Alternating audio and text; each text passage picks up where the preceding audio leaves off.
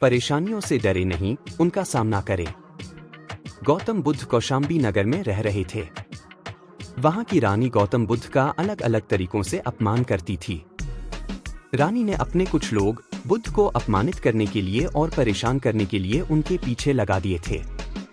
रानी के आदेश पर वे सभी लोग बुद्ध का विरोध कर रहे थे, लेकिन बुद्ध ने किसी से कुछ नहीं कहा। उस समय बुद्ध के साथ उनका एक शिष्य भी था, उसका नाम था आनंद। आनंद ने बुद्ध से कहा, मैं लगातार देख रहा हूं कि ये लोग जानबूझकर हमारा अपमान कर रहे हैं। जहां हमारा अपमान होता है, ऐसी जगह हमें नहीं रुकना चाहिए। बुद्ध ने आनंद से पूछा, हम कहां जाएंगे? आनंद ने कहा, किसी और जगह चले जाएंगे जहां ऐसे लोग ना हो। बुद्ध बोले, अगर वहां भी ऐसी ही परेशानियां बनी तो फिर कहां जाएंगे? और हम कब तक भागते रहेंगे? अपमान भी एक समस्या है। हम अहिंसा, धैर्य के साथ विनम्रता और शालीनता से ऐसे लोगों का सामना करेंगे।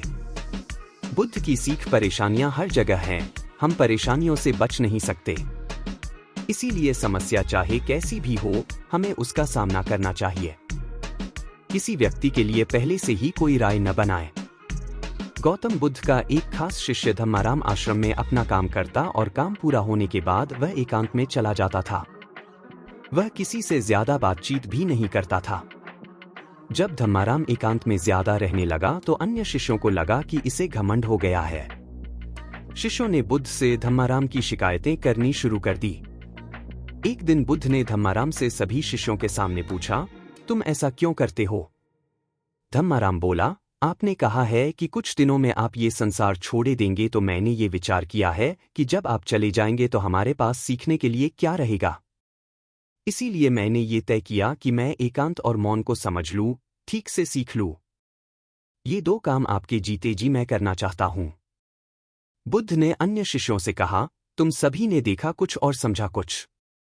तुम्हारी आदत है कि तुम दूसरों की बुराई करते हो, इसीलिए तुम सभी ने धम्माराम की अच्छी बात को भी गलत रूप में लिया।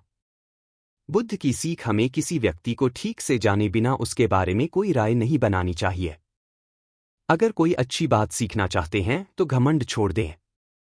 एक दिन बुद्ध के शिष्य आनंद ने पूछा, आप प्रवचन देते समय ऊंचे स्थान पर बैठते हैं और सुनने वाले नीचे बैठते हैं, ऐसा क्यों?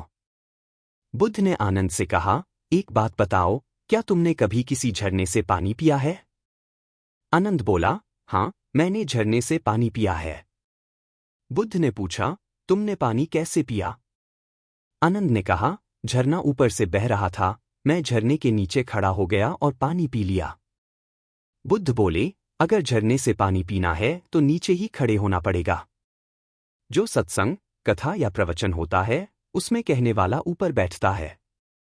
उस कथा का संदेश ग्रहण करना है तो सुनने वाले को नीचे ही बैठना होगा। नीचे बैठने से हमारे स्वभाव में विनम्रता आती है, हमें अच्छी बातों को जीवन में उतारने की प्रेरणा मिलती है। ऐसा करने से हमारा घमंड दूर होता है। बुद्ध की सीख, अगर कोई अच्छी बात सीखना चाहते हैं तो सबसे पहले अहंकार छोड़ देना चाहिए। इसके बाद विनम्रता के साथ ही अच्छी बातों को जीवन में उतारा जा सकता है।